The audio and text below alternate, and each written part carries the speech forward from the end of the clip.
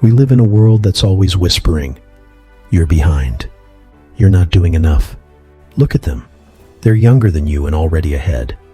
So you scroll, you compare, you chase, and inside a quiet exhaustion builds. Not because you're lazy, not because you're broken, but because you've been taught to believe that peace only comes after the next achievement. So what happens when you finally get what you wanted, and it still doesn't feel like enough? What if the problem isn't that you're missing something, but that you've been taught to look in the wrong direction?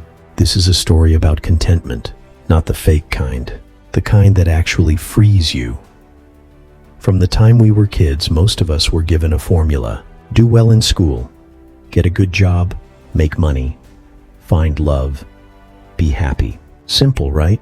But life doesn't follow formulas. Some of us did all the right things and still felt empty. Others didn't follow the script at all and carry the guilt like a secret failure. Meanwhile, we're bombarded with curated lives, perfect homes, exotic vacations, startup wins, gym bodies, soulmates. It's not just advertising anymore.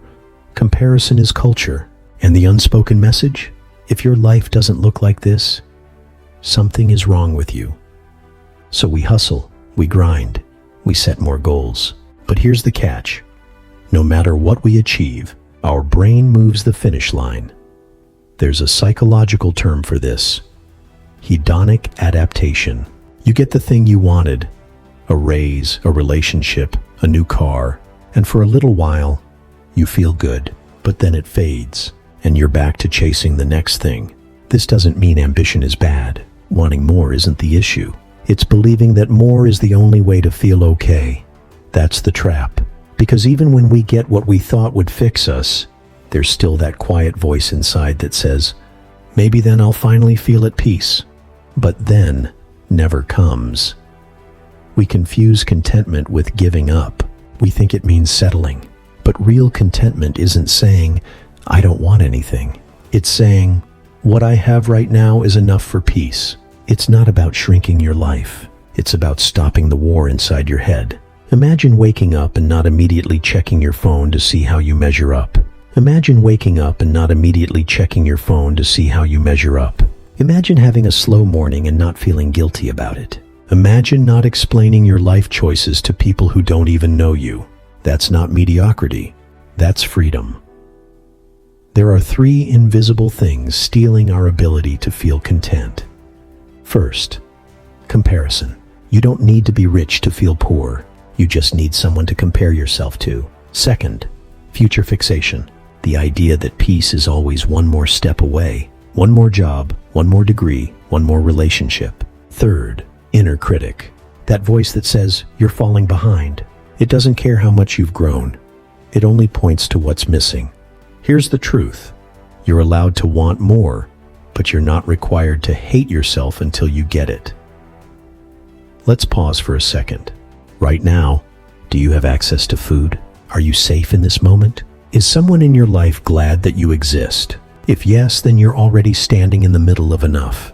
But we miss it because we're always looking past it. Our mind is trained to focus on the gap, what we lack, what others have, what's missing. But contentment is the radical act of saying, I see what's here, and it matters. A content life is not loud.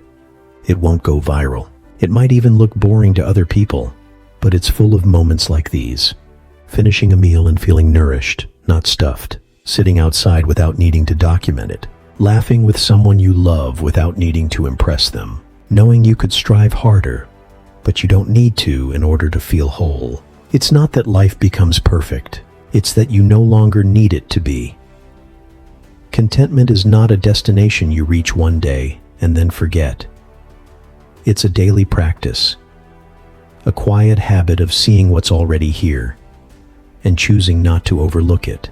You can begin small. In the evening, pause for a moment and think back through your day.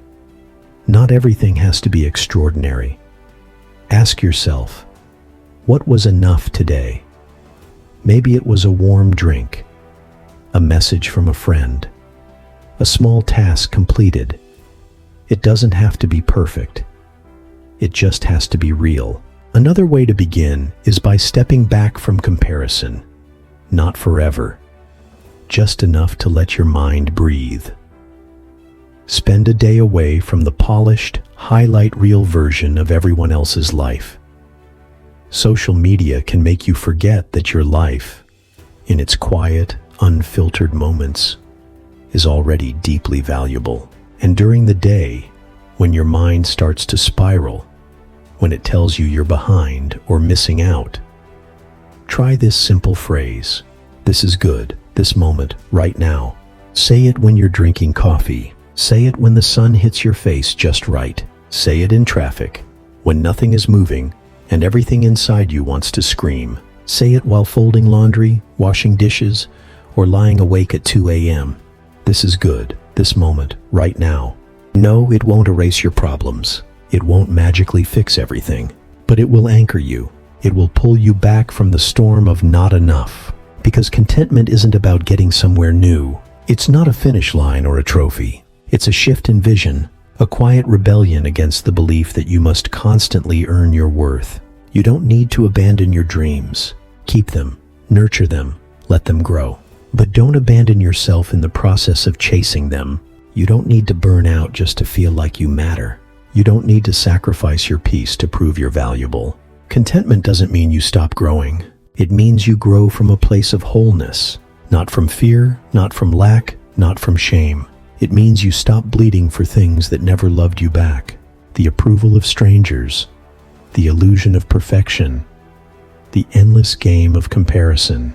So the next time your mind whispers, "You should be further along by now," pause, breathe, and say, "I'm exactly where I need to be to learn what I'm meant to learn," not as a cop-out, not as an excuse, but as a radical act of self-compassion in a world obsessed with more.